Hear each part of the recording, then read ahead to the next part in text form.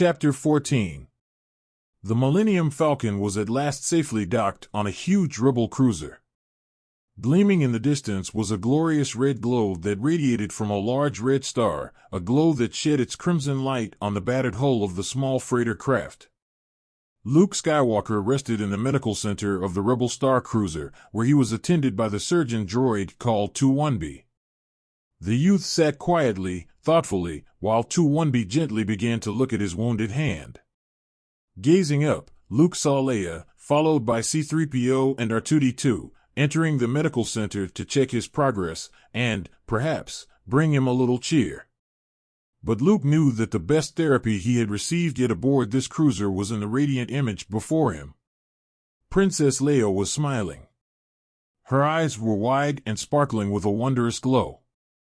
She looked just as she had that first time he saw her, a lifetime ago, it seemed, when R2-D2 first projected her holographic image.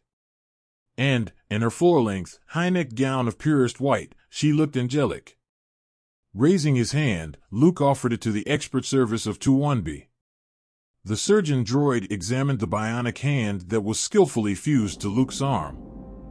Then the robot wrapped a soft metallized strip about the hand and attached a small electronic unit to the strip, tightening it slightly.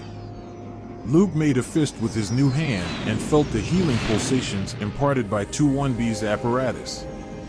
Then he let his hand and arm relax. Leia and the two droids moved closer to Luke as a voice came over an intercom loudspeaker. It was Lando. Luke, we're ready for takeoff. Lando Calrissian sat in the Millennium Falcon's pilot's chair. He had missed his old freighter, but now that he was once again its captain, he felt quite uncomfortable.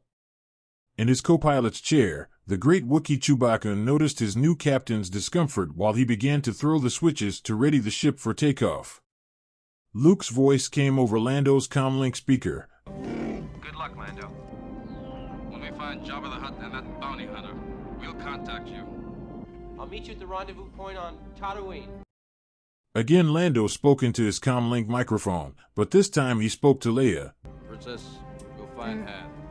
I promise. Chewie, I'll be waiting for your signal. Take care, you two. May the Force be with you.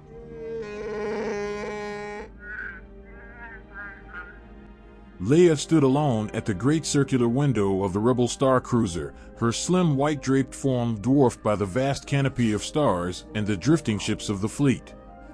She watched the majestic scarlet star that burned in the infinite Black Sea. Luke, with 3PO and R2 tagging along, moved to stand next to her. He understood what she was feeling, for he knew how terrible such a loss could be. Standing together, the group faced the inviting heavens and saw the Millennium Falcon moving into view, then veering off in another direction to soar with great dignity through the rebel fleet. Soon the Millennium Falcon had left the fleet in its wake. They needed no words in this moment. Luke knew that Leia's mind and heart were with Han, no matter where he was or what his fate might be.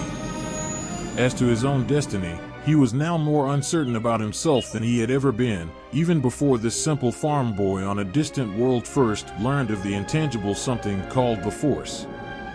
He only knew he had to return to Yoda and finish his training before he set off to rescue Han. Slowly he put his arm around Leia, and together with 3PO and R2, they faced the heavens bravely, each of them gazing at the same crimson star.